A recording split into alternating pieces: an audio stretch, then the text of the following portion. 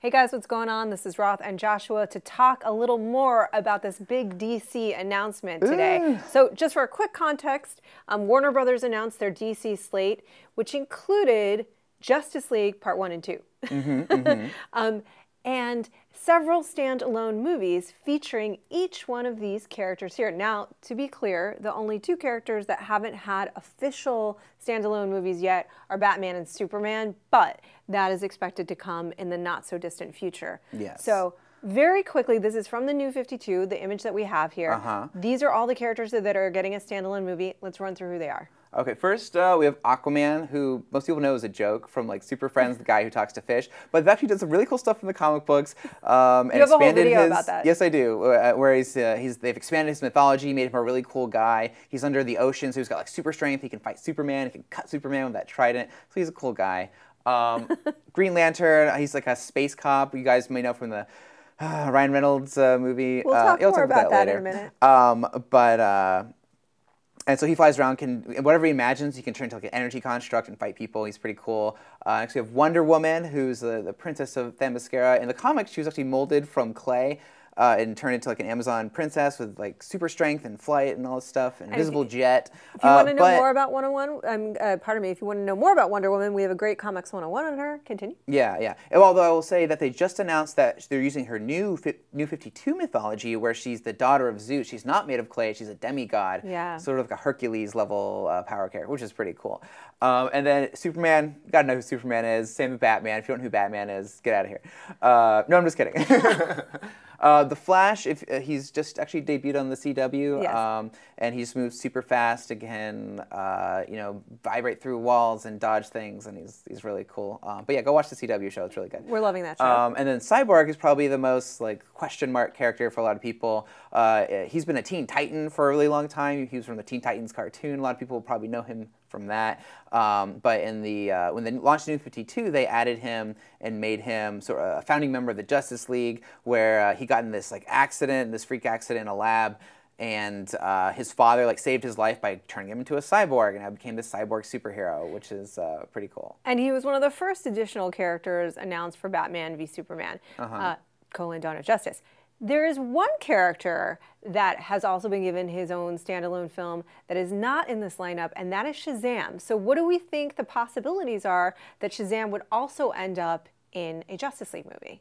I certainly would like to. I don't know if it'll happen. As far as the New 52 goes, if we're looking at the comic books, it was just this Justice League, as you see here, and then a while after, they like introduced Shazam in his own sort of side story in the backup stories for the Justice League, and then later he joined the League. So that could very well happen in the movies, although from what we've heard, like the tone of the Shazam movie will be very different from the other movies. So does it even fit? I don't know. It's a really good question, and here's what's interesting to me. So it's very clear to us that sort of DC Warner Brothers, like Marvel, is setting this up as they're taking their premier characters and like, this is your, in the Marvel case, this is your Avengers. But then down the line, as we know, they're going to start to shift that up, and the team is going to start to shift up, and people are going to float out, and other characters are going to float in. Right, like the roster of the first Avengers movie is going to be different from Avengers 2 and from Avengers 3. Exactly, very different from what we've heard. These will be very different rosters. So it's possible that could happen with the Justice League as well, and that this will be the Justice League, the first Justice League movie.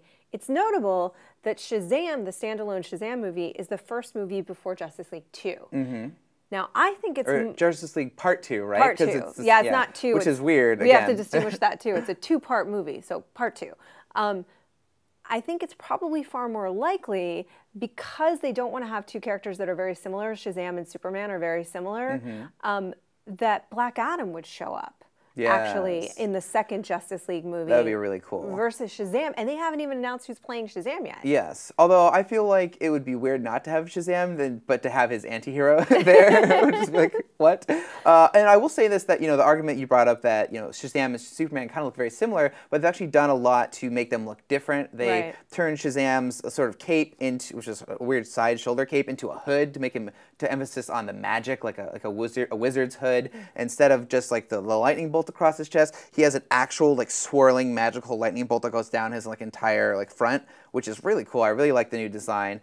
So he looks very different from Superman now, if they were to go with that for the movie. Yeah, I mean, again, but the way that they could win is to have Shazam, the Shazam standalone movie, have a very different tone, have a far lighter tone than the rest of sort of the DC slate, but that the character that's sort of in line with the rest of the DC slate tonally would be the anti-hero, would be Black Adam. He's darker. So because he's a darker character, right? Yeah. Like he's just the anti-hero, as we've been saying. So he would maybe fit more gracefully into that team, you know, depending upon how these movies actually roll out and what they feel like ultimately. But those are some of the questions that we have. Let's talk about your favorite, your beloved Green Lantern. Green Lantern. See, we're in sort of a really weird situation with Green Lantern because to the public, Green Lantern is toxic. Yeah. And after that movie came out with Ryan Reynolds, it bombed horribly. And they actually made a Green Lantern, the animated series, like TV show, like by Bruce Timm of all people, who's like, he made Batman the animated series. So, and it was actually really good, but people just weren't into it because they were reminded of that movie that they just didn't like. And far more people will have seen that movie. That's how they'll know the character. Right. The general public will know the character from the film. So the general public has a bad taste for Green Lantern. Sure. So you've got to wonder, are they going to go with Hal Jordan, who is, you know, the character that Ryan Reynolds plays, who we see here is the original New 52. DC has been very, very conscious of making the classic interpretation of all these heroes, restoring them to their mantles in the New 52. Like Barry Allen, he's the Flash now. Yeah. There actually is another Flash introduced, but he's not like the Flash, like the same way he is. And so same thing for Hal Jordan, like he is the Green Lantern. There are many other Green Lanterns. There's Kyle Rayner, there's Guy Gardner, there's Jon Stewart, who's like one of my favorites. Simon Baz, actually. Actually, they just made a new Middle Eastern Green Lantern named Simon Baz, and I'd love to see him, but that's never going to happen. But I feel like in order to distance themselves... Why do we laugh at that? I don't know. Oh, isn't it funny? That I'll never get what I want in life. Is that funny, Rob?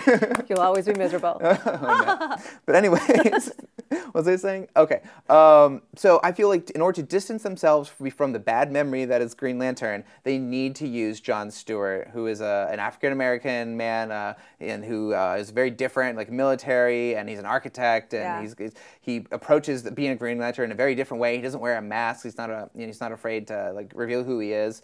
And I think that would be something that's really, really great for the Justice League movie. I don't know if they're going to go that way, but that's what I'd hope to see.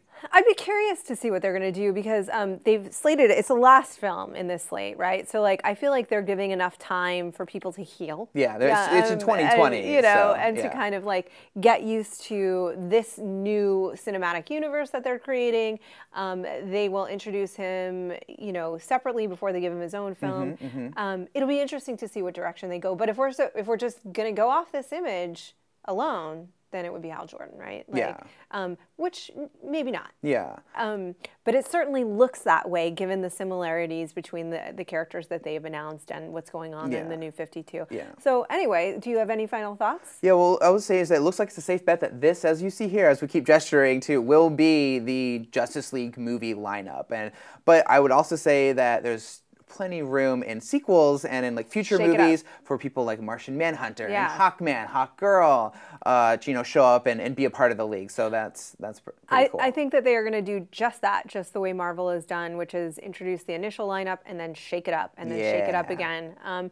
Just like the comics, it's really interesting what's happening in movies these days, right? It's crazy. All right, those are some of our thoughts about the Justice League lineup. What do you guys think? What are you excited about? Do you think that it will look pretty much exactly like this? Or do you think that we're in for some surprises? Leave your comments below and lots more here on IGN about this new big DC announcement.